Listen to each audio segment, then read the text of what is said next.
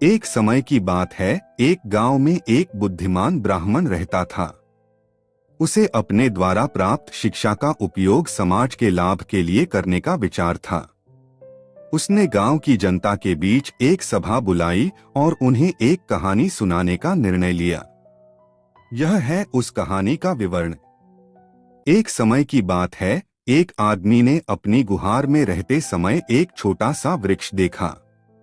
यह वृक्ष अत्यंत सुंदरता और सुगंध से भरा हुआ था।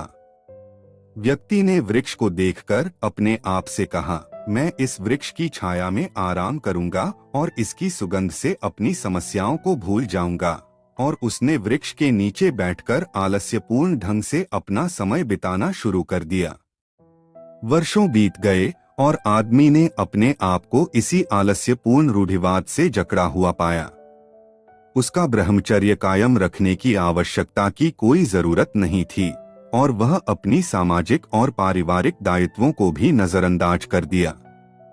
उसे अपने आलस्य में ऐसी खोई हुई थी कि उसे अपने आसपास के सभी समस्याओं और परेशानियों को नजरअंदाज करने की क्षमता ही नहीं रही। एक दिन वह गुहाराज में घूमने के दौरान वापस वही वृक्ष देखा जिसकी छाया में उसने अपने आप को सुखी महसूस किया था। वृक्ष की ऊंचाई बढ़ गई थी और उसके शाखाओं पर पत्तियां सुंदरता से झूम रही थीं। आदमी ने देखा कि वृक्ष के नीचे बहुत सारे फल थे।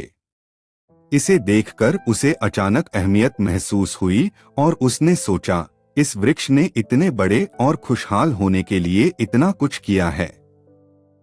मेरा कार्यक्षेत्र बड़ा है और मैं इसे समय देकर अपनी समस्याओं को हल कर सकता हूँ। यह विचार उसके दिमाग में सुनिश्चित हो गया और वह ब्राह्मण गांव की जनता के सामने आया और उन्हें यह कहानी सुनाई। वह उनसे कहता है, हमें अपने आप में समय देने की जरूरत होती है ताकि हम स्वयं को समस्याओं और अवस्थाओं से आजाद कर सकें। आलस्य एक दुष्टता है जो हमें बंधी रखती है और हमारे संघर्षों को बढ़ाती है।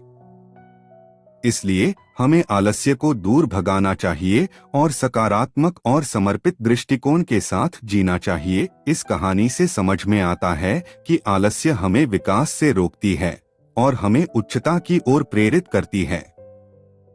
गौतम बुद्ध के उपदेशों के अनुसार हमें अपने कार्यों को समर्पित और अवधारणाशीलता से करना चाहिए ताकि हम आलस्य को परास्त कर सकें और अपने जीवन में सच्ची सुख और समृद्धि को प्राप्त कर सकें।